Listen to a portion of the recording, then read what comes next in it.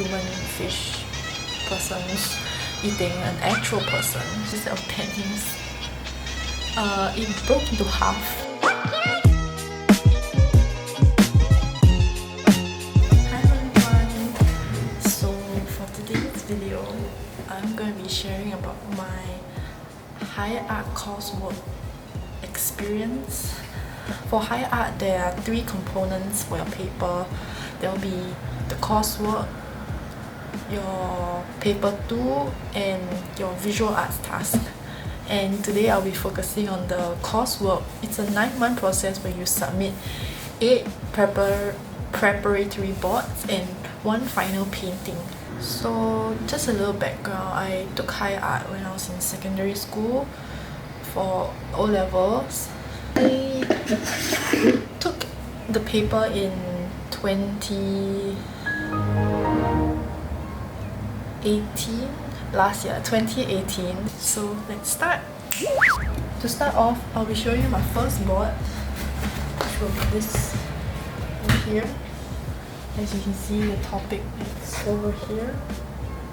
This first board is usually like observational drawings where you like refer to images and draw them. The message I wanted to bring across for this coursework was like about like global changes and how we are harming the marine life.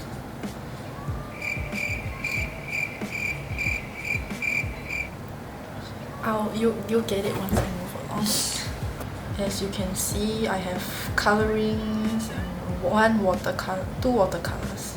Personally, I like most of the drawings. I like using color pencils because I feel like I have more control than using watercolor or Copic markers or any other medium.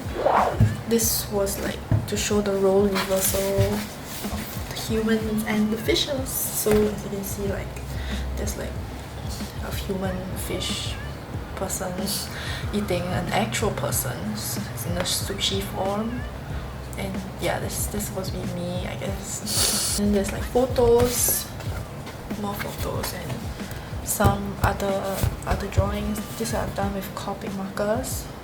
It's like this and conveyor belt sushi thing. The third board is a continuation of the second board where I developed further on the idea.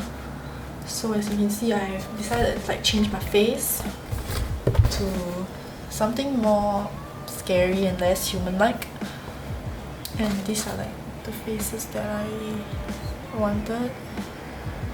And I had really a lot of fun coloring these fishes over here as like the sidekicks. It's really cool. Yeah. Next board, from board number 4, I have like this to show how the fishes react under the undesirable environments, conditions caused by humans. As you can see over here, it's like when we trap them in a plastic bag, they want to escape, but then after they escape, they have to die because they can't live without water. And then inside here you can see it's like a desert because of the cactus, where like it's not a place for fishes to be. I have this observational drawing also of fish skeleton and the ice cubes to show like they are them being trapped in the ice, but once they escape, they die, and the water bottle it has no way out. Yeah. So the next board is a digital painting for like boats to show how like fishes are captured for humans. So as you can see, I have the process of how I did the boats, from the outline to the coloring and then adding the shading, and this is how the final one turned out. I'm gonna insert the actual one. And yeah, that's about it. Okay, so next is like a solution to the problem-ish. Instead of consuming fishes and stuff, you can like use them for other purposes. This is like us using fishes as a mode of transport rather than a source for food. We are helping the fishes, as you can see with the lamp. I mean, it's a sort of way to like show how we can get along, not get along, but just like let them have a purpose rather than just being our food source. So it's like a better life for them. And yeah. Next, I have the landscape of like where I want the painting to be. So I wanted it to be in like a house that's underwater. So as you can see, it's like a living room that's underwater. Then these are just drawings, faces, like. And next to it, I have the layout sketches for the painting, which I will be showing later. Yeah. In the final last 8th board, we have the final one in acrylic, the process and the final painting here.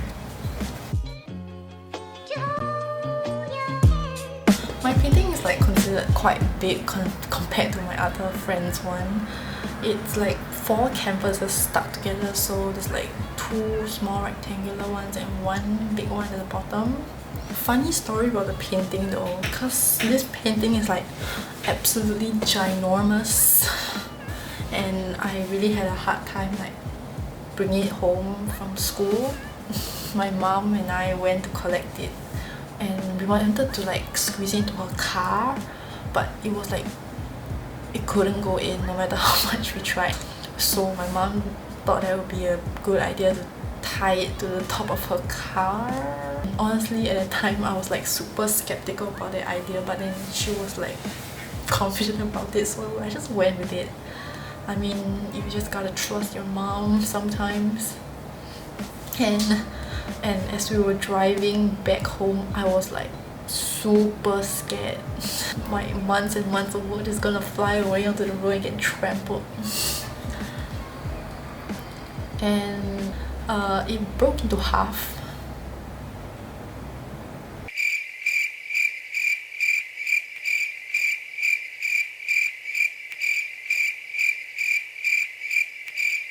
Just a combination of all the scampers, ideas I have in the boards, which I showed you just now.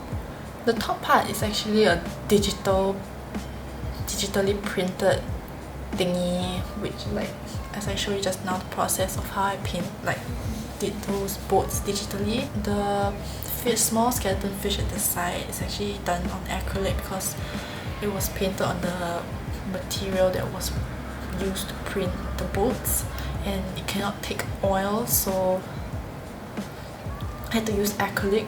And for the main part of the painting, the bottom 2 canvases, it's done fully with oil.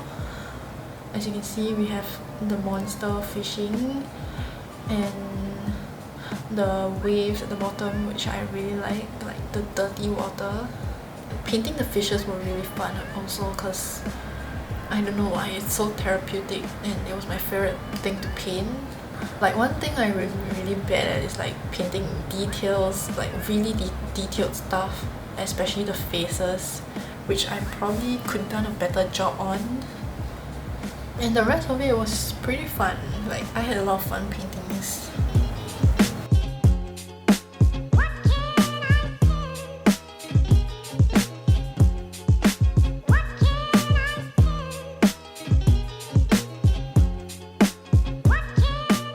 Some tips for all the people out there planning to take art. So the first tip is to just start early. Like once the topic comes out, you just gotta go. You just gotta grind all the way. Once you've chosen the topic of your choice, like just brainstorm as much as you can. Whenever your mind is empty, just start thinking of what ideas you have, what you want to do, what message you want.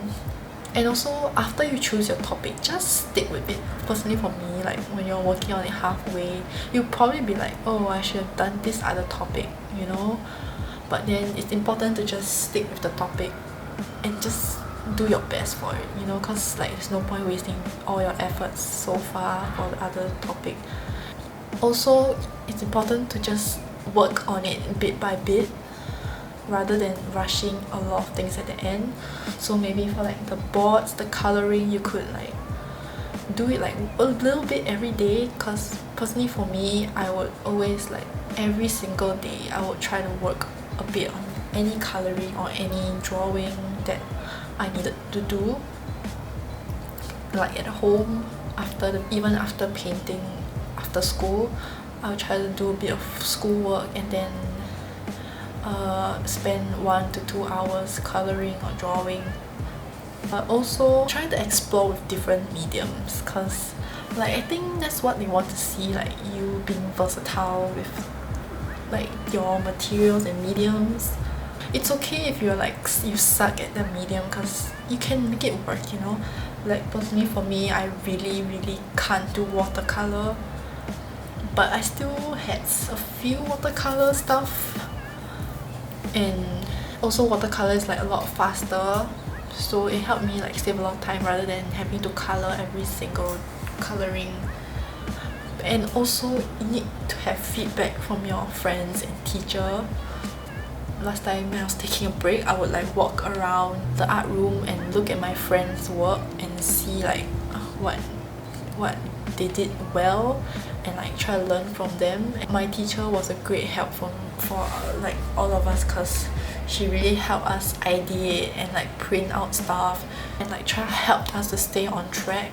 And if we were lagging behind, she would like push us ahead, so that was really helpful. The last tip is just not give up. 9 months of just work is honestly like really tiring, especially when you still have like other subjects to manage for O-levels. You see your classmates after school, they're like studying, but then you have to go to the art room to paint your painting. There was once we had like this cohort outing to Tampines Hub for bowling, and then all the art students, we had to come back to school to paint afterwards. So sometimes like you have to sacrifice some time to like work on your artwork, and in the end it will still be worth it. And for those of y'all wondering what did I get for my art, I actually got an A2 for higher art. And it's not to like brag or say that I'm like really good at art or anything, but this like I think I really like put a lot of effort into this, and I got a lot of help from my teacher, so I'm really thankful. For all those people out there doing art or higher art or coursework or anything related like this, just do your best and